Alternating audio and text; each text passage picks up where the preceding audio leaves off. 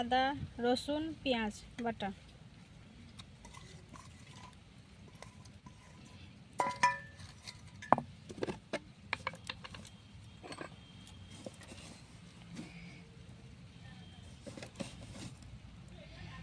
নুন,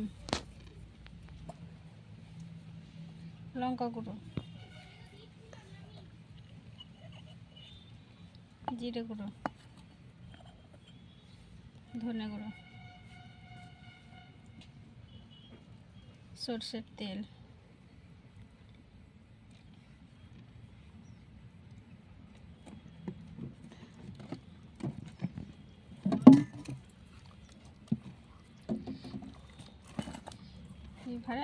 এইভাবে মাখিয়ে নেব।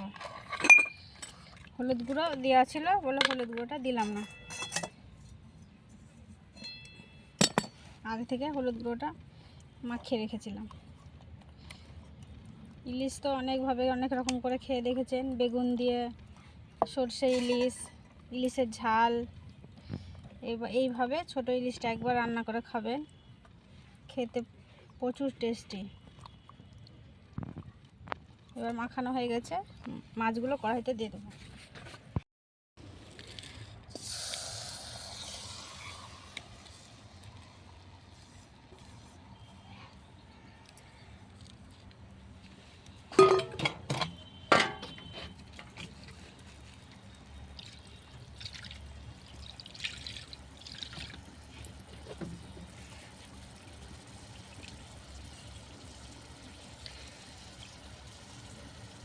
এবার দেবো, পানিটা দিয়ে দেবো। এবার মাছগুলো ঢেকে দেবো।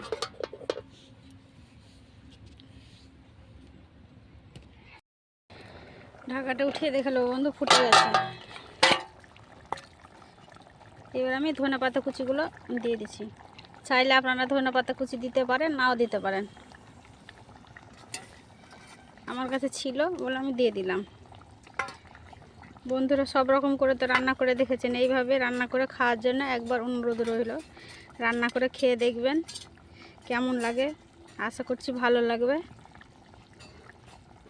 রান্না করে খেয়ে আমাকে কমেন্ট করে জানাবেন।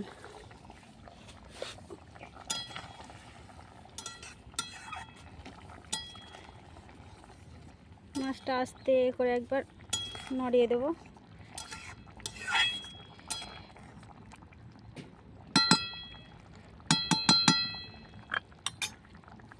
আবার আমি ঢাকাটা দিয়ে দেব। ঢাকাটা উঠিয়ে নেব, দুটো দিয়ে দেবো কাঁচা লঙ্কা চিরা, কাঁচা পাকা লঙ্কা চিরা।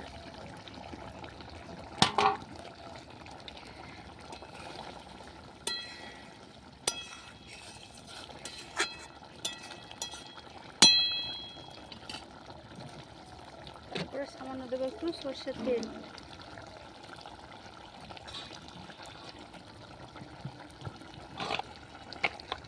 একটু ফুটিয়ে নেবো 5-10 মিনিট।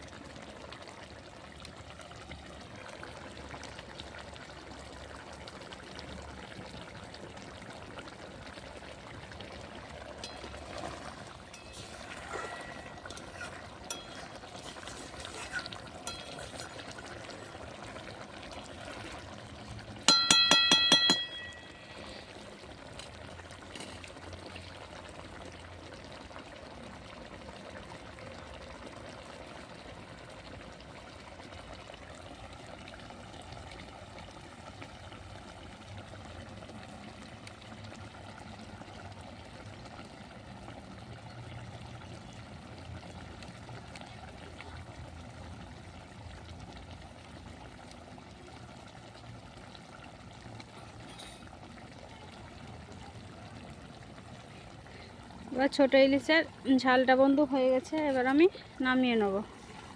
হয়ে গেছে, অল্প একটু মাখা মাখা করে ঝোলটা রাখবো।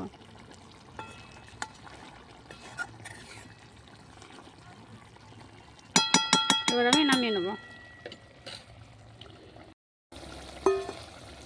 এবার আমি মাছটা নামিয়ে নেব।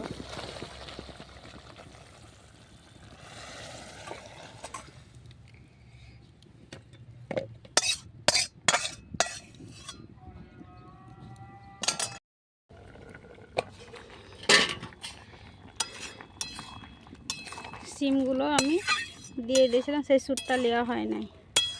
কড়াইটা পরিষ্কার করে সিমগুলো সেদ্ধ করতে দিয়েছিলাম। সিমগুলো সেদ্ধ করার জন্য ঢাকাটা দিয়ে দিলাম, আর একটু সেদ্ধ হবে।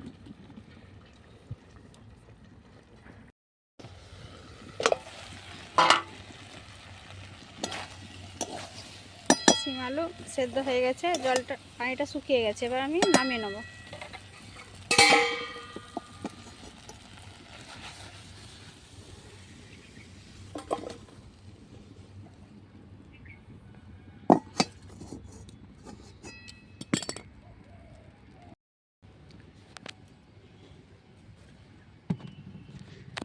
কড়াটা পরিষ্কার করে চাপিয়ে দিয়েছি, কড়া গরম হয়ে গেছে। এবার দেবো সরষের তেল।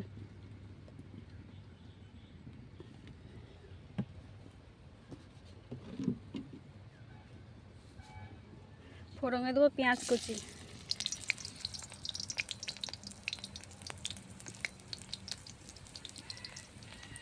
আর দেবো লঙ্কা কুচি।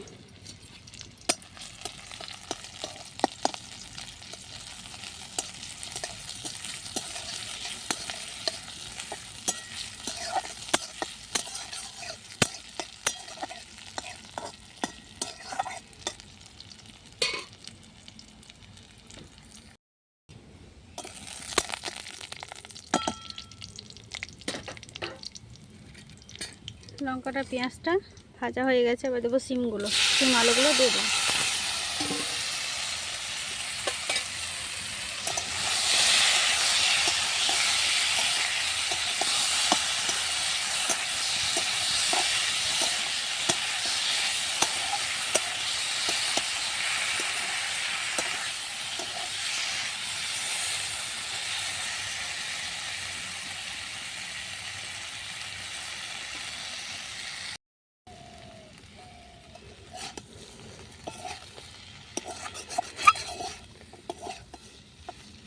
সিম আলুটা ভাজা হয়ে গেছে, এবার আমি নামিয়ে নেব।